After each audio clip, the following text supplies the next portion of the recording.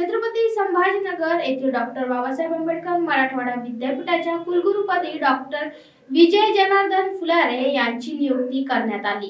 राज्यपाल तथा कुलपती रमेश बैस यांनी मंगळवारी सायंकाळी ही नियुक्ती जाहीर केली। डॉक्टर फुलारे हे कोल्हापूरच्या शिवाजी विद्यापीठातील भौतिकशास्त्र विभागाचे वरिष्ठ प्राध्यापक आहे। आज सायंकाळी 5:30 वाजता कुलगुरू डॉक्टर सुरेश गोसावी यांच्याकडून ते पदभार स्वीकारणार आहे। छत्रपती संभाजीनगर येथील डॉक्टर बाबासाहेब आंबेडकर मराठवाडा विद्यापीठाच्या कुलगुरुपदी डॉक्टर विजय जनार्दन फुलारे यांची नियुक्ती करण्यात आली।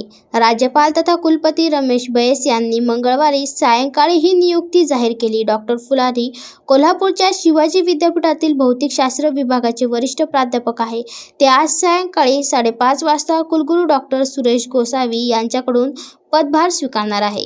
राजभवनात 4 जानेवारी रोजी सायंकाळी 5 वाजता प्राध्यापकांच्या मुलाखती घेतल्या होत्या। त्यामध्ये पुणे विद्यापीठाचे 2, कोल्हापूर विद्यापीठाचे 2 आणि अखिल भारतीय तंत्र शिक्षण परिषदेतील 1 प्राध्यापकाचा त्यामध्ये समावेश होता। राजभवनात प्रेझेंटेशन झाल्यानंतर 19 दिवसांनी डॉक्टर फुलारे यांची नियुक्ती जाहीर करण्यात आली। डॉक्टर ज्योती जाधव, डॉक्टर संजय ढोले, डॉक्टर विलास खरात आणि डॉक्टर राजेंद्र काकडे यांचाही नावे स्पर्धेत होती।